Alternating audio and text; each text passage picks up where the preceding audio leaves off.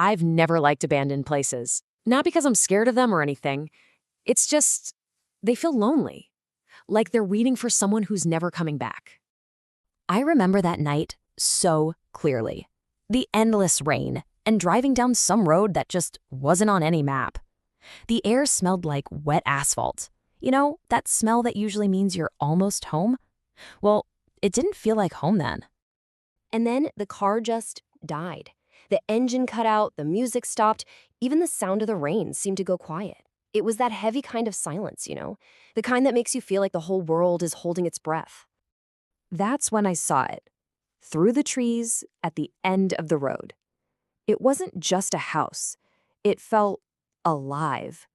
Its windows were glowing softly, like they were breathing in and out, watching us. And I felt this strange pull, almost like an invitation. The second we stepped inside, the air got so thick. It smelled of damp books and something else, something sweet. My parents were walking just ahead of me, their voices echoing in the dust. And then they just weren't. I turned the corner where I'd last heard them, and the hallway was just empty. Aira, come find us. But it was worse than that. It wasn't that they had vanished. It felt like they had never been there at all. Like the house hadn't taken them. It had forgotten them. And in that silence, I heard a tiny bell chime. From the shadows, a figure appeared. It clapped its hands together, slowly, making a sound like dry leaves cracking. And its voice, oh, it was like a beautiful, broken song. Welcome, little memory. It tilted its head, and the question just hung there in the air. Tell me, what is your name? When I answered, when I said Aira, I swear the whole house groaned around me, like a long, disappointed sigh. That's when I started to see the others, spirits and people. A woman endlessly polishing a clean table, a man serving tea from a pot that was empty. Their faces were all blurred, their edges smudged, as if the house was slowly drinking away who they were. I had to get out. I needed fresh air. I somehow found my way up to the roof, and he was there. A boy with hair the color of moonlight, sitting against this dark, bruised sky. And for the first time since I'd walked into that place, I didn't feel so alone. His voice was so calm, it was like an anchor. He told me his name was Kazuha. I'll help you leave, he said, so simply. But you have to hold on to your name. It's the only thing this place can't take if you don't let it. He showed me the real house. We walked through mirrors that didn't show our reflections, but our happiest memories. We climbed staircases that led into dreams I'd long forgotten.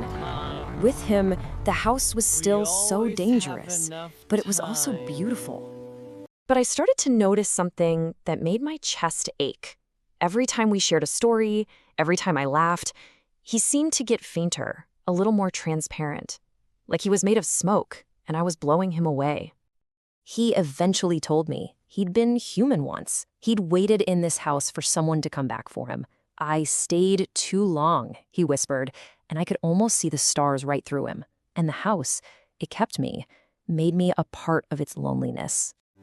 In the very heart of the house, I found it, a shadow that felt warm and safe. It smelled like my mother's perfume, and when it spoke, it was her voice. But its eyes, they were just empty holes. Stay, it whispered, and the voice was so comforting. Here, no one ever leaves you. No one will ever forget you. And for one terrible second, the little scared part of me wanted to. I really wanted to say yes. The house, it gave me a choice, a price to leave. I had to trade a memory. I could forget Kazuha, the one person who had helped me, or I could stay and forget myself. Kazuha just looked at me and smiled. It was the saddest, kindest smile I've ever seen. It's all right, he said, as long as you remember who you are. He was willing to be forgotten just so I could be free. I knew what I had to do. I looked into the heart of that dark, lonely house, and I screamed my name. I screamed, Aira, over and over, pushing back against all that quiet, all that forgetting.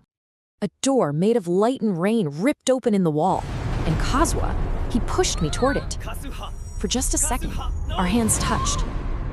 And then, he was just gone. Pulled back into the darkness. I woke up with a gasp in the back seat of our car. The engine was running, my parents were talking quietly up front.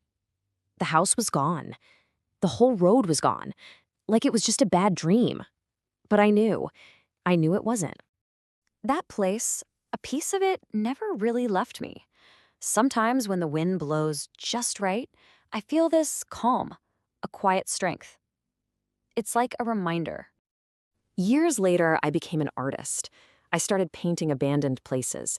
I was trying to capture that feeling, that lonely beauty, of a place that's still waiting. And in one of them, a painting of a house on a long, rainy road. If you look really close, on the roof, there's a boy with silver hair. He's smiling. I don't remember painting him, but I know he belongs there. Some people, they're too important to be forgotten. They become a part of you, just a quiet echo reminding you who you are.